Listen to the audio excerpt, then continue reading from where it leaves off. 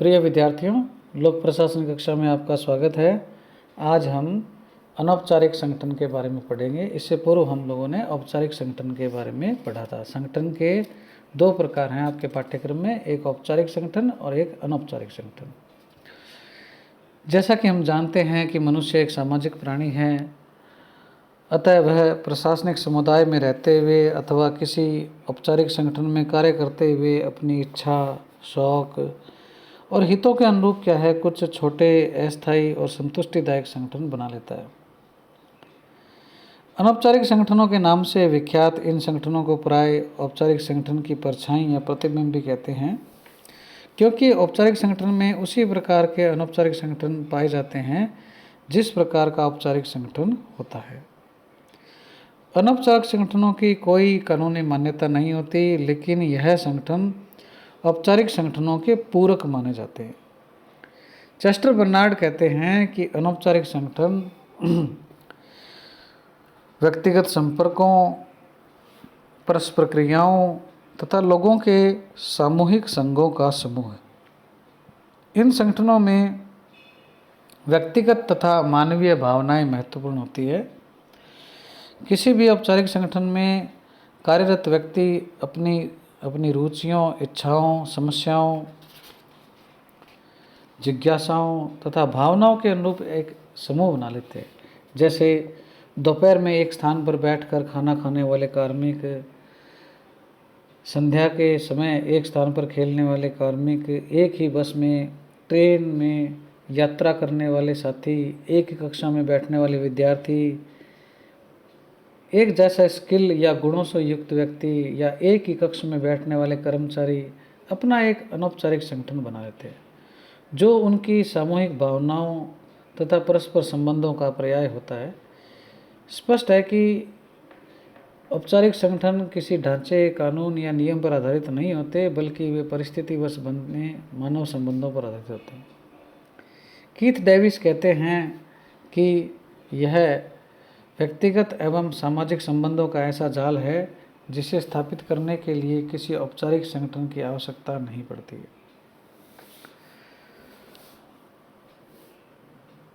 अब हम औपचारिक संगठनों की विशेषताओं को देखते हैं, इसके अर्थ को जानने के पश्चात। पहली विशेषता इसकी है स्वतः निर्माण। औपचारिक संगठनों का निर्माण अपने आप हो जाता है, अर्थात इन संगठनों के सदस्य आपस में मिलने जुलने से क्या है एक समूह बना लेते हैं। औपचारिक संगठन की भांति चेतनापूर्वक अर्थात जानबूझकर इसका निर्माण नहीं किया जाता, अपने आप बनते हैं। हाँ, यह हो सकता है कि कुछ व्यक्तियों के मन में समूह बनाने की इच्छा रहती हो, किंतु निर्माण का तरीका औपचारिक संगठन से भिन्न होता है। इनका निर्माण मानवीय, सांस्कृतिक, सामाजिक तथा कल्याणकारी आधारों पर होता है और इनकी प्रकृति क्या होती है, अस्थायी होती है। दूसरी इसकी विशेषता है समान मान्यताएं।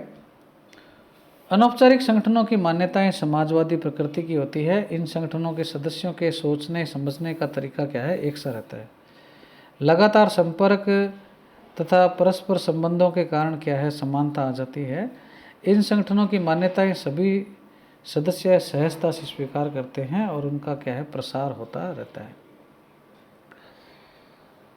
तीसरी इसकी विशेषता है अनौपचारिक नियम। अनौपचारिक संगठनों का कोई कानूनी आधार नहीं होता और न ही औपचारिक संगठनों के समान नियम, प्रक्रिया और व्यवस्थाएं होती है। फिर भी प्रत्येक अनौपचारिक संगठन की अपनी एक मान्यता तथा कार्यप्रणाली होती है। यदि कोई सदस्य इसका उल्लंघन करता है तो उसे अन्य साथियों का सामाजिक व नैतिक दबाव सहन करना पड़ता है। आवश्यकता के अनुसार इसमें नियम भी बदल लिए जाते हैं। किसी प्रकार का ढांचा या संरचना भी इसमें नहीं होती। अगली जो इसकी विशेषता है, नेतृत्व की विशिष्ट शैली।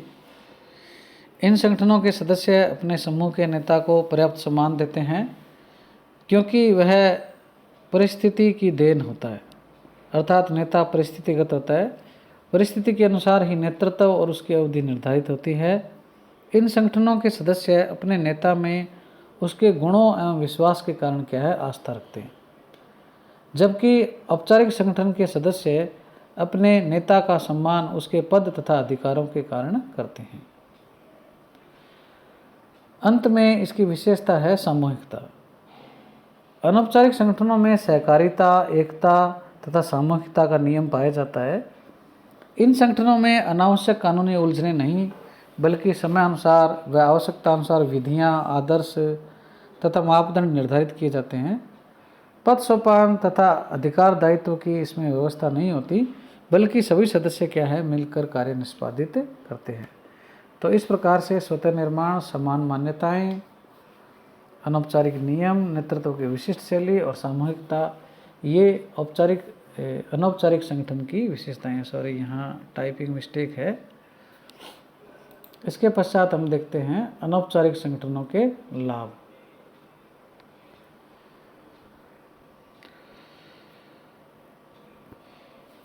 अनौपचारिक संगठन मनोरंजन, विचार विमर्श और तनाव मुक्ति के साधन होते हैं। कार्मिकों की सुरक्षा, अपनत्व, संतुष्टि, प्रेम तथा साहचर्य की स्वाभाविक मानवीय आवश्यकताएं पूरी इससे हो जाती है। अनौपचारिक विधि से ये संचार कार्य करते हैं। अनौपचारिक संगठन में कार्य के दौरान हुए विवादों तथा संघर्षों का समाधान आपसी सामंजस्य से हो जाता है। औपचारिक संगठन के कार्य में क्या है, इससे सहायता मिलती है, क्योंकि सदस्य परस्पर चर्चा करके अनुभवी सहकर्मी के विचारों से अनौपचारिक लाभ उठा लेते हैं। स्वाभाविक रूप से इन संगठनों में सहयोग, समन्वय तथा त्याग की भावना व्याप्त रहती है, अतः कार्मिकों में क्या है, संगठनात्मक सामाजिकरण होता है। औपचारिक संगठन में कार्यरत कार्मिक को संकट या आपातकालीन स्थिति में क्या है, ये संबल भी प्रदान करते हैं। इसके पश्चात इसकी कुछ हानियां भी हैं, अर्थात इसके कुछ दोष भी हैं। अनौपचारिक संगठनों में सूचना का जो आदान प्रदान बहुत शीघ्रता से होता है। यह प्रक्रिया रचनात्मक होते हुए भी कभी कभी गलत, अधूरी या भ्रामक सूचनाओं के आधार पर अफवाहों को क्या है जन्म देती है, और वो कभी कभी औपचारिक संगठन के लिए जिसमें ये अनौपचारिक संगठन बनते हैं उनके लिए घातक हो जाती है। अनौपचारिक संगठन किन्हीं मूल्यों तथा मान्यताओं के प्रसार के लिए गठित किए जाते हैं। बहुधा ये संगठन सुधारात्मक प्रक्रियाओं या परिवर्तन का विरोध कर औपचारिक संगठन में जड़ता को बढ़ावा देते हैं, अर्थात ये परिवर्तन विरोधी भी होते हैं। ये संगठन अस्थायी और अल्पायु होते हैं, अर्थात कुछ अनौपचारिक संगठन अच्छे प्रभावी होते हुए भी पूरा योगदान नहीं दे पाते हैं। ये भी इसकी एक समस्या या दोष है। कई बार किसी विषय पर औपचारिक व अनौपचारिक संगठनों में मतभेद हो जाने पर अनावश्यक रूप से कार्मिकों के मध्य मनमुटाव भी बढ़ जाता है। भारत में जाति, भाषा, लिंग, आयु, रुचियों तथा दुराग्रह के आधार पर बने अनौपचारिक संगठन कई बारी विनाशकारी भी सिद्ध हुए हैं। तो इस प्रकार से अनौपचारिक संगठन की कुछ हानियां भी है। इसके पश्चात हम औपचारिक और अनौपचारिक संगठन के अंतर के बारे में थोड़ा देख लेते हैं।